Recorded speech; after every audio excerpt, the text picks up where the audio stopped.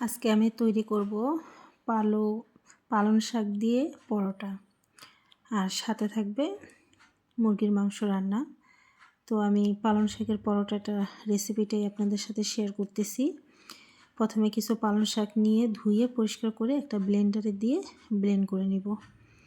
এখানে পালং শাকটা ব্লেন্ড করে একটা পাত্রে নিয়ে নিয়েছি।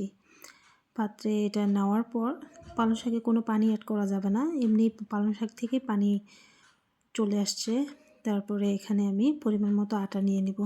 আসলে আমি একটু বেশি পরিমাণেই তৈরি করব আজকের পরোটাটা, তাই একটু বেশি করে আটা নিয়ে নিয়েছি। পালং শাকের সাথে আটাটার সাথে খুব ভালোভাবে মিশিয়ে নেব। আর একটু লবণ দিলাম। আর আমি কিছু পেঁয়াজ তেলের মধ্যে ভাজে গুঁড়া করে নিয়েছিলাম।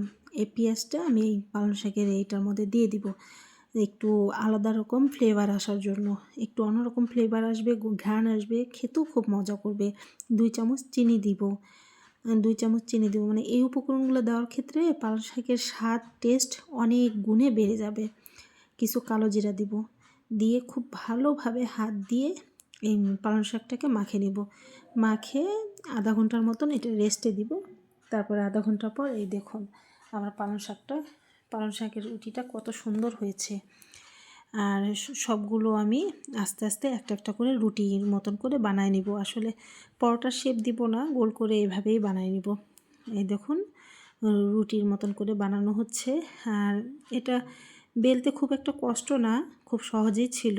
আর এই রুটিগুলো বানাচ্ছিল আমার একটা আপা, আমি বানাচ্ছিলাম না। আমার রুটি আসলে গোল হয় না, সুন্দরও হয় না।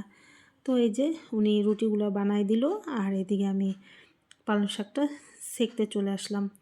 চুলায় একটা ফ্রাই প্যান দিয়ে এটা আমি এভাবে হালকা আঁচে কিছুক্ষণ ভাজে রাখে দেবো। কিছু জিনিস, কিছু পালং শাকের পরোটা ফ্রিজে রাখে দেবো, আর বাকিটা আমি এখন যতটুকু লাগবে ওইটাই আমি ভাজবো খাওয়ার জন্য, আর বাকিগুলো ধুয়ে দেবো ফ্রিজে। আসলে এইভাবে তৈরি করে আপনারা কয়েকদিন রাখে খাইতে পারেন। একদিন বানায় 2-3 দিন রাখে খাওয়া যাবে, কোনো সমস্যা নেই। এবং ডিপেও রাখা যাবে। ডিপে রাখলে তো 1 সপ্তাহ 10 দিন অনায়াসে চলে যাবে। এই যে দেখুন দেখতে কালারটা কত সুন্দর আসছে, তাই না? দেখতে যেমন সুন্দর ছিল, খেতেও অসম্ভব মজাদার ছিল। আমি তো আমার মেয়ের বাবাকে যখন দিয়েছি, সে তো বলতেছে সেই স্বাদ, সেই টেস্টি। আর কিছু আমি এগুলো ফ্রিজে রেখে দেবো, যেগুলো আমি হালকা করে ভাজে নিয়েছি। আর যেটা একটু ভালো মতন ভাজছি সেটা এখন ওই যে আমার মেয়ের বাবাকে খেতে দিয়েছি। সে খাচ্ছে আর বলতেছে অনেক মজা হয়েছে, অনেক টেস্ট হয়েছে, এইটা তুমি আবার বানাবা, বারবার বানাবা। তো আমার রেসিপিটা কেমন লাগছে আপনাদের কাছে অবশ্যই কমেন্টে জানাবেন। ভালো থাকবেন সবাই।